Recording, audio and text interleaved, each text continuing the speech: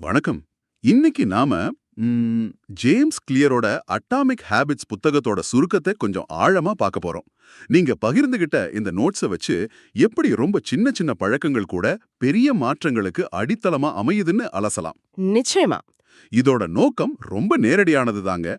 நல்ல பழக்கங்களை எப்படி சுலபமா உருவாக்கிக்கலாம், அதே சமயம் கெட்ட பழக்கங்களை எப்படி திறமையா உடைக்கலாம்னு சில நடைமுறை வழிகளை தெரிஞ்சுக்கிறது தான்.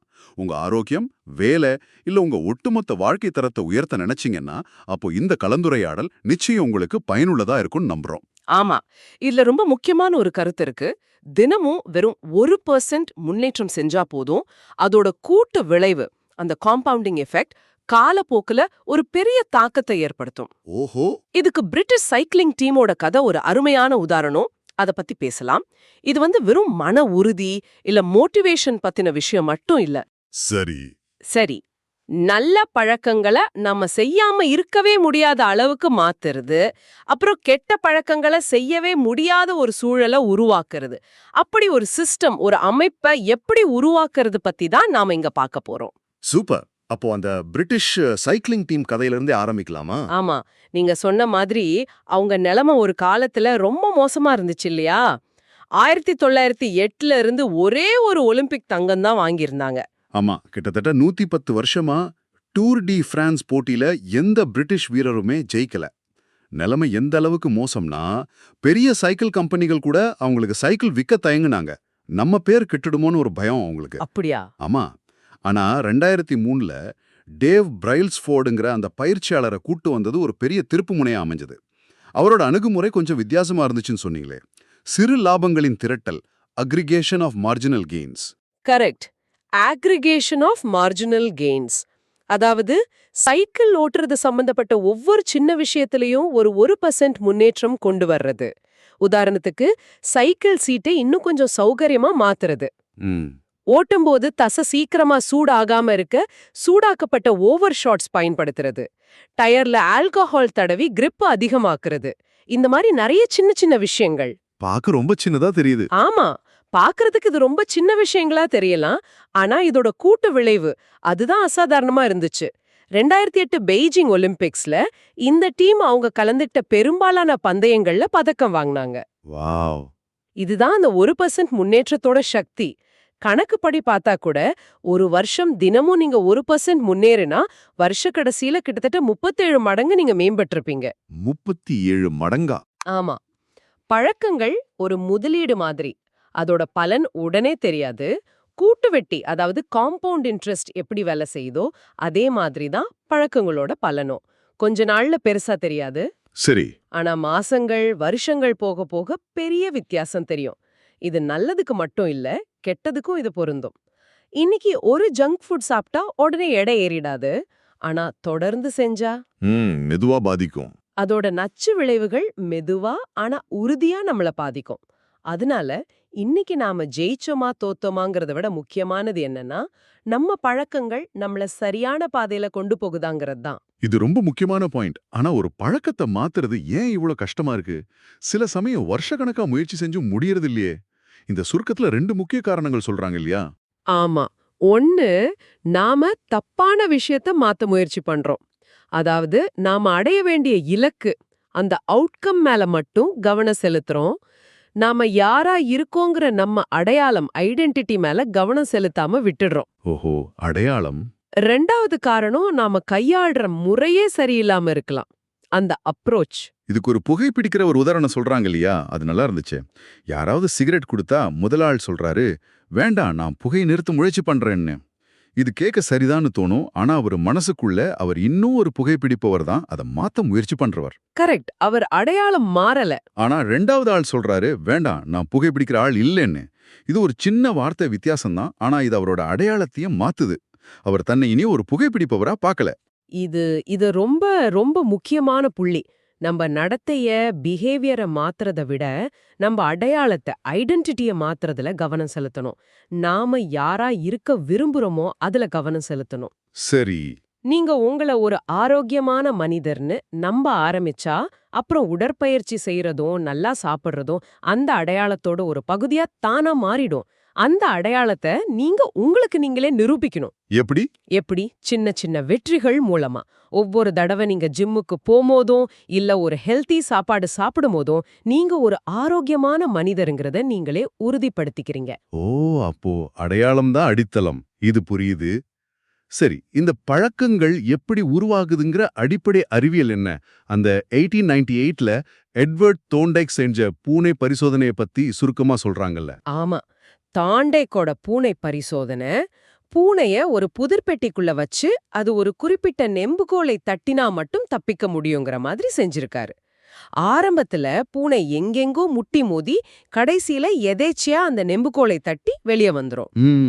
ஆனா சில முறை இப்படி நடந்த பிறகு பூனைக்கு விஷயம் புரிஞ்சிடும். பெட்டிக்குள்ள போன உடனே நேரா போய் அந்த நெம்புகோலை தட்டிடும். இதுல இருந்து தாண்டேக் சொன்னது என்னன்னா, ஒரு செயல் திருப்தியான முடிவை கொடுத்தா அந்த செயலை நாம திரும்ப திரும்ப செய்வோம். இதுதான் பழக்கத்தோட அடிப்படை. சரி. இந்த சுருக்கம் இத 4 படிகளா பிரிக்குது. குறி, ஏக்கம், பதில்வினை, அப்புறம் வெகுமதி. 4 படிகள். Cue, craving, response, reward. ஆமா, சுருக்கமா சொன்னா, 1 குறி, எதையாவது பாக்குறோம், கேக்குறோம், உணர்றோம். இதுதான் மூளைய தூண்டி விடுற முதல் புள்ளி, உங்க போன் நோட்டிபிகேஷன் சவுண்ட் மாதிரி. ஓகே. 2 ஏக்கம்.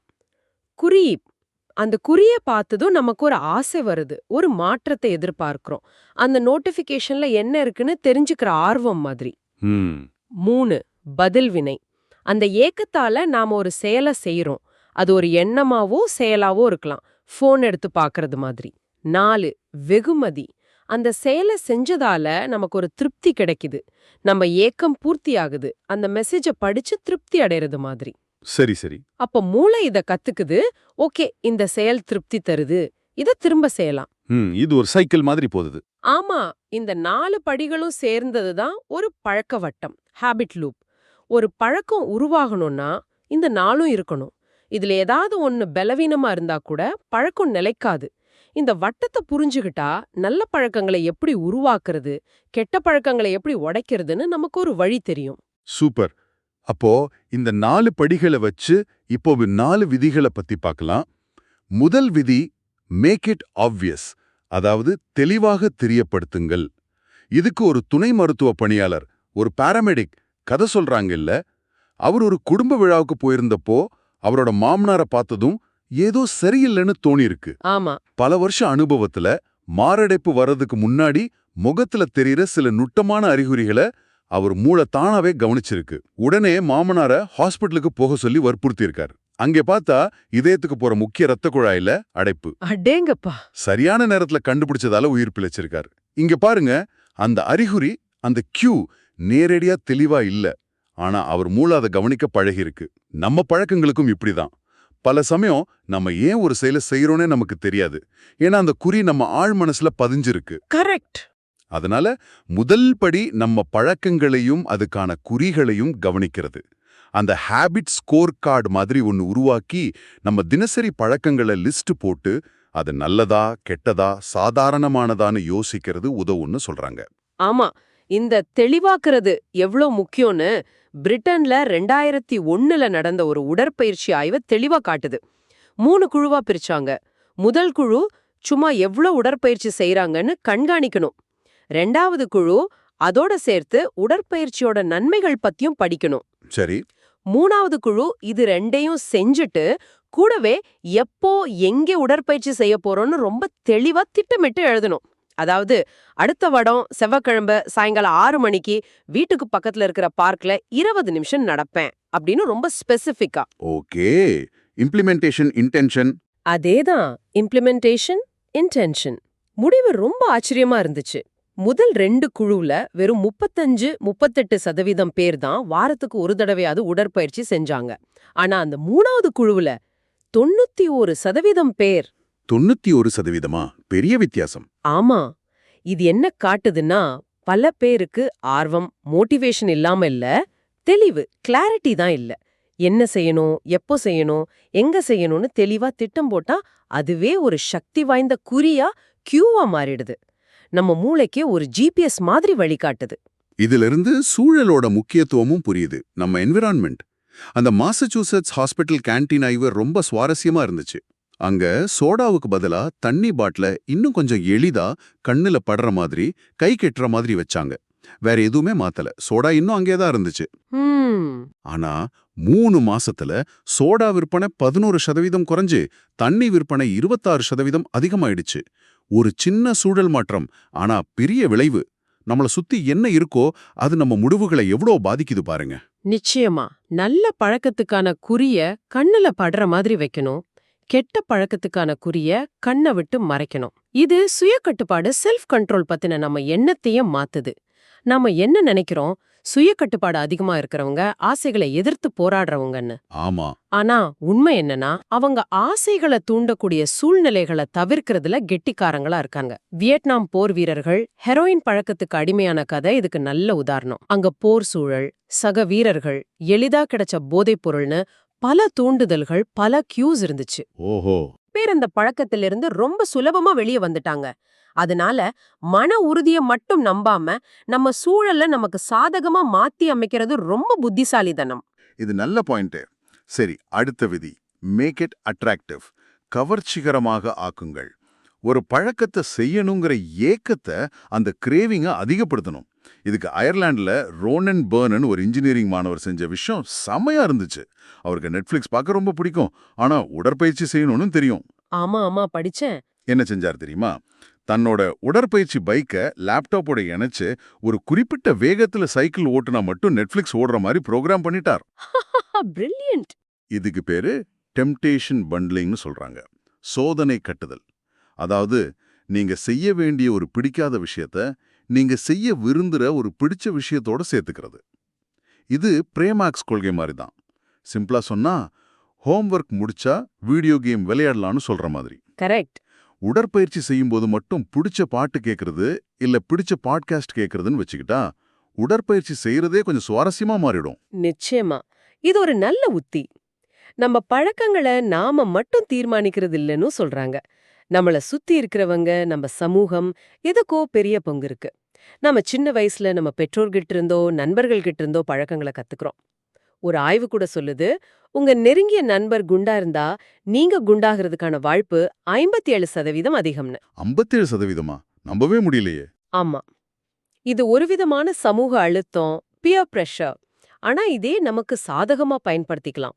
நீங்க எந்த மாதிரி பழக்கத்தை வளர்த்துக்க விரும்புறீங்களோ அந்த பழக்கம் இயல்பா செய்யப்படுற, பாராட்டப்படுற ஒரு குழுவுல, ஒரு கலாச்சாரத்துல சேர்றது ரொம்ப உதவியா இருக்கும். அது சரிதான். உங்களை சுத்தி ஓடுறவங்க இருந்தா நீங்களும் ஓட ஆரம்பிக்கிறது சுலபம்.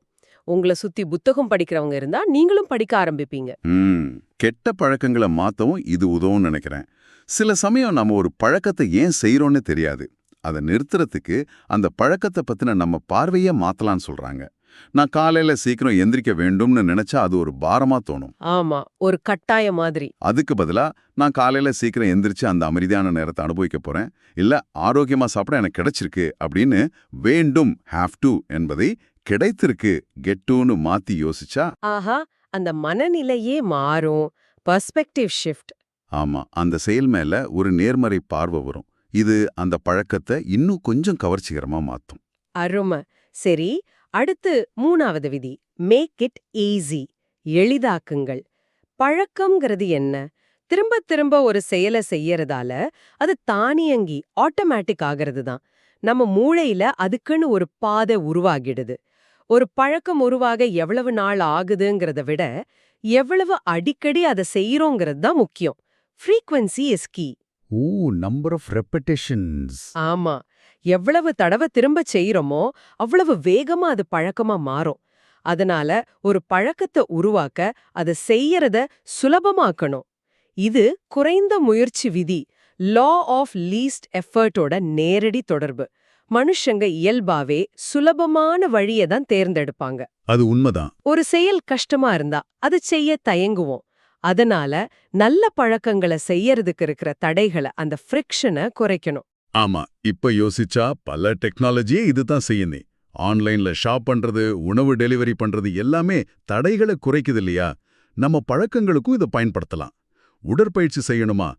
நாள் ராத்திரியே அதுக்கு தேவையான ட்ரெஸ், ஷூ எல்லாம் எடுத்து வச்சுட்டா காலையில செய்யறது சுலபம். கரெக்ட். ஆரோக்கியமா சாப்பிடணுமா? வார இறுதியில காய்கறியை நறுக்கி வச்சுக்கலாம். இப்படி சின்ன சின்ன தடைகளை குறைக்கிறது பெரிய வித்தியாசத்தை ஏற்படுத்தும். இத செய்ய ஒரு சூப்பர் டெக்னிக் இருக்கு. 2 நிமிட விதி, 2 மினிட் ரூல். எந்த புது பழக்கத்தை தொடங்கினாலும் அதை 2 நிமிஷத்துல செய்யற மாதிரி சுருக்கிக்கணும். 2 நிமிஷமா? ஆமா. உதாரணத்துக்கு, தினமும் புத்தகம் படிக்கணும்னு நினைக்கிறீங்களா? அத தினமும் ஒரு பக்கம் படிப்பேன்னு மாத்துங்க. தினமும் 30 நிமிஷம் தியானம் செய்யணுங்கிறத தினமும் 1 நிமிஷம் கண்ண மூடி உட்காருவேன்னு மாத்துங்க. ஓகே, புரியுது. நோக்கம் என்னன்னா பழக்கத்தை தொடங்குறத மிக மிக சுலபமாக்குறது. அந்த முதல் 2 நிமிஷம் செஞ்சுட்டா அப்புறம் தொடர்ந்து செய்யறது சுலபம். ஒரு பக்கம் படிச்ச பிறகு பிடிச்சிருந்தா இன்னும் 2 பக்கம் படிக்கலாம். 1 நிமிஷம் தியானம் செஞ்சதும் நல்லா இருந்தா 5 நிமிஷம் தொடரலாம். அந்த ஆரம்ப தயக்கத்தை உடைக்கிறது தான் இந்த விதியோட நோக்கம். இதுக்கு பேரு பழக்கத்தை வடிவமைத்தல், ஹேபிட் ஷேப்பிங்னு சொல்றாங்க இல்லையா? ஆரம்பத்துல சுலபமா தொடங்கி போக போக கடினமாக்கலாம். அதேதான் ஹேபிட் ஷேப்பிங். இது நல்ல பழக்கத்துக்கு. சரி, கெட்ட பழக்கத்தை நிறுத்தணும்னா? அதுக்கு தடைகளை அதிகப்படுத்தணும். ஆப்போசிட். விக்டர் யுகோவோட கதை ஞாபகம் வருது. தி ஹன்ச்பேக் ஆஃப் நோட்ரேடேம் எழுதும்போது ஒரு புத்தகத்தை முடிக்க வேண்டிய கட்டாயம், ஆனா தள்ளி போட்டுக்கிட்டே இருந்திருக்காரு. ஆமாமா. கடைசியா அவரோட எல்லா நல்ல உடைகளையும் ஒரு பெட்டியில வச்சு பூட்டி சாவியை தூக்கி போட்டாராம். வெறும் போர்வை மாதிரி ஒன்ன மட்டும் வச்சுக்கிட்டு வெளியே போக முடியாம உட்கார்ந்து எழுதி முடிச்சாராம். ஹாஹா, இது கொஞ்சம் எக்ஸ்ட்ரீம் தான். ஆமா, கொஞ்சம் ஓவரா தெரியலாம். ஆனா கருத்து என்னன்னா, கெட்ட பழக்கத்தை செய்யறதுக்கு தடைகளை அதிகப்படுத்தணும். டிவியை பார்க்கறது பிரச்சனையா? அதை படுக்கையில இருந்து எடுத்துடுங்க. சோஷியல் மீடியாவா? ஆப்ஸை டெலீட் பண்ணுங்க. தடைகளை உருவாக்குங்க. மிகச்சரி. சரி, இப்போ கடைசி விதி. Make it satisfying. திருப்திகரமாக ஆக்குங்கள். நடத்தை மாற்றத்தோட மிக முக்கியமான விதி இதுதான். ஒரு செயல் செஞ்சதும் நமக்கு திருப்தி கிடைச்சா அதை திரும்ப செய்வோம். தண்டனை கிடைச்சா அதை தவிர்ப்போம். பிரச்சனை என்னன்னா, நம்ம மூளை உடனடி திருப்திய, இம்மீடியட் கிராட்டிஃபிகேஷனை தான் தேடுது. ஆமா, இப்போ சந்தோஷம் வேணும். கெட்ட பழக்கங்கள் பெரும்பாலும் உடனடி இன்பம் கொடுக்குது, சிகரெட், சக்கரை மாதிரி. ஆனா நீண்ட காலத்துல வலி கொடுக்குது. நல்ல பழக்கங்கள், அதாவது உடற்பயிற்சி, சேமிப்பு, இதெல்லாம் ஆரம்பத்துல கஷ்டமா இருக்கலாம், உடனடி திருப்தி கம்மியா இருக்கலாம், ஆனா நீண்ட காலத்துல பெரிய நன்மை கொடுக்கும். சரி. அதனால ஒரு நல்ல பழக்கத்தை தக்க வைக்க அது செஞ்ச உடனே ஒரு சின்ன திருப்தியாவது நம்ம உருவாக்கிக்கணும். ஏன்னா நம்ம மூளை எதிர்கால பலன்களை விட உடனடி பலன்களுக்கு தான் அதிக முக்கியத்துவம் கொடுக்கும். அப்போ நல்ல பழக்கத்தை எப்படி உடனடியா திருப்திகரமா மாத்துறது? ஒன்னு, நம்ம முன்னேற்றத்தை கண்காணிக்கிறது. ட்ராக்கிங். பெஞ்சமின் பிராங்க்லின் கதை சொன்னீங்களே, அவரு கடைபிடிக்க நினைச்ச 13 நற்பண்புகளை ஒரு நோட்ல தினமும் குறிச்சு வைப்பாராம். ஒவ்வொரு நாளும் அதை டிக் பண்றதே ஒரு சின்ன திருப்தி பெறும். ஆமா, அது ஒரு விஷுவல் கியூ. ஒரு பழக்கத்தை செஞ்சதும் ஒரு கேலண்டர்ல மார்க் பண்றது இல்ல ஒரு ஆப்ல பதிவு பண்றது, இதெல்லாம் உடனடி திருப்தியை கொடுக்கும். இன்னொன்னு, சின்னதா ஒரு வெகுமதி கொடுத்துக்கிறது. ஒரு வாரம் தவறாம உடற்பயிற்சி செஞ்சா வார இறுதியில பிடிச்ச படம் பார்க்கறது மாதிரி. கரெக்ட். இந்த பழக்கத்தை கண்காணித்தல், ஹேபிட் ட்ராக்கிங், ரொம்ப சக்தி வாய்ந்தது. ஏன்னா இது மத்த விதிகளையும் பலப்படுத்துது பாருங்க. ஒன்னு, நீங்க உங்க ட்ராக்கரை பார்க்கும்போது என்ன செய்யணுங்கிறது தெளிவா ஆப்வியஸா தெரியுது. ஆமா. 2, உங்க முன்னேற்றத்தை பார்க்கும்போது, அந்த ஸ்ட்ரீக் போகும்போது அது ஒரு உந்துதலா அமையுது, பழக்கத்தை கவர்ச்சிகரமா மாத்துது. 3, ஒவ்வொரு நாளும் அந்த பழக்கத்தை செஞ்சு முடிச்சு அதை டிக் பண்ணும்போது அது ஒரு திருப்தியை கொடுக்குது. ஆஹா, இன்னைக்கும் செஞ்சுட்டோம் அப்படின்னு. இதுக்கு சில டிப்ஸ் சொல்றாங்கல்ல? ஆமா. ஒரு டைரி இல்ல ஆப் பயன்படுத்துங்க. தெளிவான இலக்கு வைங்க. தினமும் ட்ராக் பண்ணுங்க. ஒரு நாள் தவறினாலும் பரவாயில்ல, அடுத்த நாள் தொடருங்க. சின்ன வெற்றிகளை கொண்டாடுங்க. அப்பப்போ உங்க முன்னேற்றத்தை ரிவ்யூ பண்ணுங்க. திருப்தியை பத்தி பேசும்போது இன்னொன்னு ஞாபகம் வருது. பொறுப்புக்கூறல் கூட்டாளி, அக்கௌண்டபிலிட்டி பார்ட்னர். அதாவது நம்ம இலக்குகளை இன்னொருத்தர்கிட்ட சொல்லி அவங்க நம்மள கண்காணிக்கிற மாதிரி வச்சுக்கிறது. யாரோ நம்மள பாக்குறாங்கன்னு தெரிஞ்சா நாம கொஞ்சம் சரியா இருப்போம் இல்லையா? நிச்சயமா. தப்பு செஞ்சா பதில் சொல்லணுங்கிற ஒரு சின்ன பயம், இல்ல அவங்க ஏமாற்றக்கூடாதுங்கிற எண்ணம் நம்மள சரியா நடக்க வைக்கும். இது ஒரு உடனடி விளைவை உருவாக்குது. ஆனா இந்த பார்ட்னர் எப்படி இருக்கணும்? நம்மள நம்புற, மதிக்கிற, அதே சமயம் நேர்மையா நம்ம தப்ப சுட்டி காட்டுற ஒருத்தரா இருக்கணும்னு நினைக்கிறேன். ஆமா, ரொம்ப முக்கியம். அவங்க கிட்ட நம்ம இலக்குகளை தெளிவா சொல்லிட்டு அப்பப்போ நம்ம முன்னேற்றத்தை பகிர்ந்துக்கணும். சரி, இந்த 4 விதிகளையும் பயன்படுத்தி ஒரு பழக்கத்தை உருவாக்கிட்டோம். அது தானாவும் நடக்க ஆரம்பிச்சிடுச்சு. இதுக்கப்புறம் என்ன? இங்கதான் அடுத்த சவால் வருதுன்னு சொல்றாங்க. சலிப்பு, போர்டம். ஆமா, ஆரம்பத்துல ஆர்வமா செஞ்ச ஒரு விஷயம் போக போக பழகி போயிடும், சுவாரஸ்யம் குறைஞ்சிடும். சரி. இங்கதான் தொழில்முறை வல்லுநர்களுக்கும் ப்ரொஃபஷனல்ஸ் சாதாரண ஆட்களுக்கும் வித்தியாசம் வருது. அமெச்சூர்ஸ் எப்ப மூட் இருக்கோ அப்ப செய்வாங்க. ஆனா ப்ரொஃபஷனல்ஸ் சலிச்சாலும் வலிச்சாலும் சோர்வா இருந்தாலும் தொடர்ந்து செய்வாங்க. Consistency is key. ஓகே. பழக்கங்களோட ஒரு சின்ன பிரச்சனை என்னன்னா, நாம் அதை யோசிக்காம செய்ய ஆரம்பிச்சதும் சின்ன சின்ன தவறுகளை கவனிக்காம விட்டுடலாம். காலணி கட்டுற மாதிரி விஷயங்களுக்கு இது பரவாயில்ல. ஆனா ஒரு திறமையில உண்மையாவே சிறந்து விளங்கணும்னா வெறும் பழக்கம் மட்டும் பத்தாது, தொடர்ந்து கத்துக்கிட்டே இருக்கணும், நம்மள நாமளே மேம்படுத்திக்கிட்டே இருக்கணும். அதுக்கு என்ன செய்யணும்? அதுக்கு பேரு வேண்டுமென்றே பயிற்சி செய்தல், டெலிபரேட் பிராக்டிஸ். அதாவது நமக்கு எது கஷ்டமா இருக்கோ அதுல கவனம் செலுத்தி பயிற்சி செய்யறது, ஃபீட்பேக் வாங்கி சரி செஞ்சுக்கிறது, சுய திருப்தி அடையாம தொடர்ந்து முன்னேற்றத்தை தேடணும். அருமை. அப்போ இந்த ஆழமான அலசல்ல இருந்து நாம எடுத்துக்க வேண்டிய முக்கிய செய்தி ரொம்ப தெளிவு. சின்ன சின்ன நிலையான அணுப்பழக்கங்கள், அட்டாமிக் ஹேபிட்ஸ் தான் நம்ப முடியாத அளவுக்கு பெரிய விளைவுகளுக்கு வழிவகுக்குது. அந்த 4 விதிகளை தெளிவாக தெரியப்படுத்துங்க, கவர்ச்சிகரமாக ஆக்குங்க, எளிதாக்குங்க, திருப்திகரமாக ஆக்குங்க.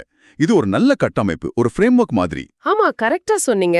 இலக்குகளை விட செயல்முறையில, ப்ராசஸ்ல கவனம் செலுத்துறது, நம்ம சூழலோட சக்தி, நம்ம அடையாளம் பழக்கங்களை எப்படி வழிநடத்துது, அப்புறம் சலிப்பு வந்தாலும் தொடர்ந்து செய்யறதோட முக்கியத்துவம், இதையெல்லாம் பார்த்தோம். வெற்றிங்கிறது ஒரே நாள்ல வர்றதில்ல, அது சின்ன சின்ன தினசரி முயற்சிகளோட கூட்டுத்தொகை தான். இந்த உரையாடலை முடிக்கிறதுக்கு முன்னாடி உங்ககிட்ட ஒரு கேள்வி கேட்கலாமா? இப்போ பழக்கங்களை கண்காணிக்கிறது எவ்வளோ முக்கியம்னு பார்த்தோம். அந்த 2 நிமிஷ விதியா ஞாபகம் வச்சுக்கோங்க. இன்னைக்கே நீங்க கண்காணிக்க ஆரம்பிக்கக்கூடிய 2 நிமிஷத்துல செய்யக்கூடிய ஒரே ஒரு சின்ன பழக்கம் என்னவா இருக்கும்? நல்ல கேள்வி. அந்த மிகச்சின்ன முதல் படி எது? தினமும் வெறும் 1% முன்னேறுனா அது ஒரு வருஷத்துல உங்களை எங்க கொண்டு போகும்னு கொஞ்சம் யோசிச்சு பாருங்க.